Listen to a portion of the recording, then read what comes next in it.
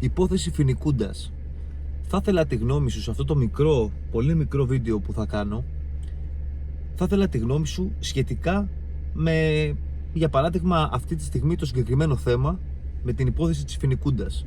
Θα ήθελα να δω αν είμαι μόνος και αν εκνευρίζει εμένα τόσο πολύ μόνο ή μου φαίνεται τελείως παράλογο και τελείως ανούσιο και αχρίαστο το ότι εδώ και 15 ημέρες κάθε μέρα λένε τα κανάλια όλη την ώρα για αυτή την υπόθεση. Όπως και για κάθε υπόθεση, έτσι, παρόμοια, που την πιάνουν και δεν σταματάνε κάθε μέρα να μιλάνε για αυτήν και να μπαίνουν στα σπίτια μας ουσιαστικά. Γιατί με το που ανοίξει την τηλεόραση για να δεις κάποιο σημαντικό γεγονός, κάποια σημαντική είδηση που έχει γίνει, δεν μπορείς να το αποφύγεις και να ήθελες, διότι σε όποιο κανάλι και να βάλεις, είτε είναι μεσημέρι, είτε είναι πρωινάδικο, είτε είναι βράδυ, ακούς για τέτοια θέματα όλη την ώρα.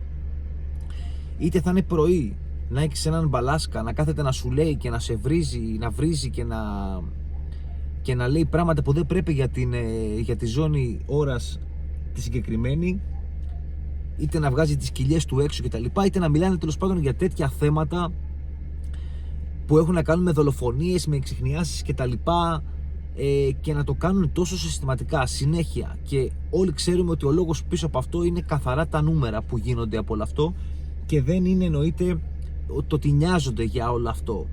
Οπότε τι έχουμε για να κλείσουμε, τι έχουμε σαν ουσία που κρατάμε? Ότι όλο αυτό το κάνουν σίγουρα γιατί δεν τους νοιάζει, έχουν βαρεθεί τέτοιου είδους ειδήσεις. Είναι ξεκάθαρο ότι προσπαθούν όσο μπορούν περισσότερο, όσο βλέπουν ότι ο κόσμος το βλέπει, το παρακολουθεί, που κάθε θέμα σαν αυτό της Φοινικούντας έχει γίνει serial, και κάθονται αποβλακωμένοι και βλέπουν τέτοιες ειδήσεις, λες και είναι serial, και περιμένουν τις επόμενες εξελίξεις την επόμενη ημέρα, τι θα βγει ο Κουσουλός να πει, τι θα βγει η Αγγελική Νικολούλη να πει, τι θα βγει η Ζήνα Κουτσελίνη να γυρίσει και να πει. Και όλο αυτό δεν νιώθεις κι εσύ όπως εγώ ότι είναι αρρώστια? Αυτή είναι η ερώτησή μου, γιατί δεν μπορώ να το σκέφτομαι τόσο πολύ και τόσο συχνά και να μην βλέπω κανένας άλλος να το σχολιάζει γενικά στα σχόλια από κάτω ή γενικότερα. Π.χ. η υπόθεση Φοινικούντας, ξαναλέω. 15 ημέρες ανοίγω την τηλεόρασή μου, το YouTube, παντού, το Google, στα άρθρα κτλ. Και γράφει συνέχεια για αυτό το θέμα. Επειδή λογικά πουλάει, έχουν δει ότι πουλάει και το παίζουν όλη την ώρα.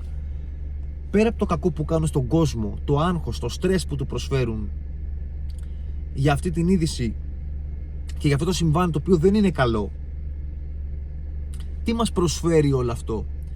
Τι μας προσφέρει όλη αυτή η καθημερινή πληροφόρηση για τέτοια θέματα? Όλη αυτή η πλήση εγκεφάλου